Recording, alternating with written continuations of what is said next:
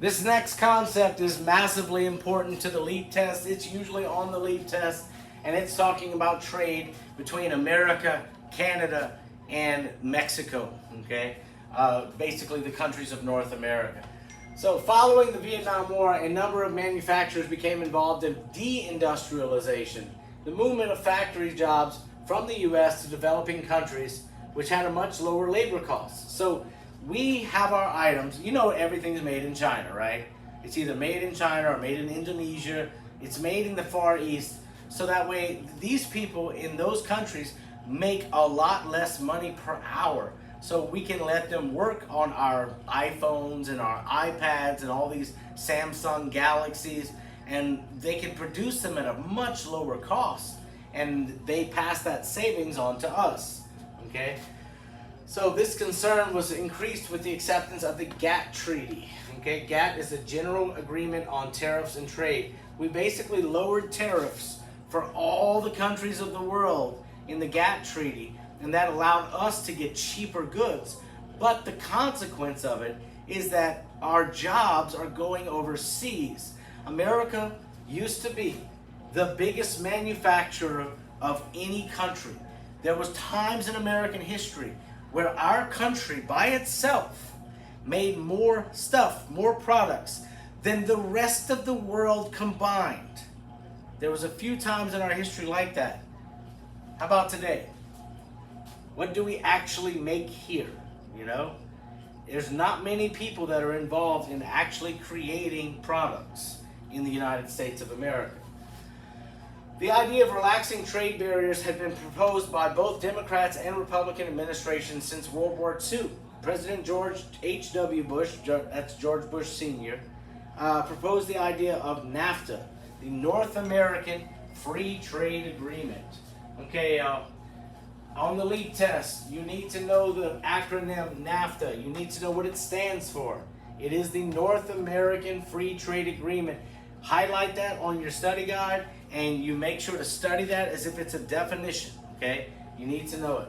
So the idea behind this is if we stop all tariffs between America, Canada, and Mexico, then prices will be cheaper between the three countries, and we can freely buy goods at a cheap price, but at a cost of American jobs. That's the bad thing about NAFTA. So NAFTA, it's just like the GATT Treaty. NAFTA involves a free trade agreement between the U.S., Mexico, and Canada. Its purpose is to eliminate business barriers and encourage the cross-border exchange of goods and services. NAFTA is bitterly fought by labor unions and others who want to protect U.S. jobs. Yet NAFTA does cause a significant increase in trade amongst the trading partners. So yes, we had more trade once the trading barriers had been put down, but we lost American jobs in return. So here we go. We've got a couple of NAFTA questions here. Some trade advocates believe that the North American Free Trade Agreement is flawed because it does what? Let's see. What's the flaw in NAFTA, folks? It fails to protect American business interests. Right there. So we're not protecting our businesses. Our businesses are going out to other countries. That is the downside of NAFTA. All right, next one. In recent decades, many U.S. manufacturers have relocated their factories to less affluent nations. Now, the word affluent means rich, okay? So a less affluent nation would be poor countries. So we're relocating our manufacturing to poorer countries because those people make less money. It makes the goods cheaper. What is one potential problem with this development? Let's see. Let's go right here. Loss of American jobs, right? We lost the jobs. Okay? Number 17. The movement of goods and services between Canada, U.S., and Mexico has increased steadily throughout history. The North American Free Trade Agreement was primarily created to do what?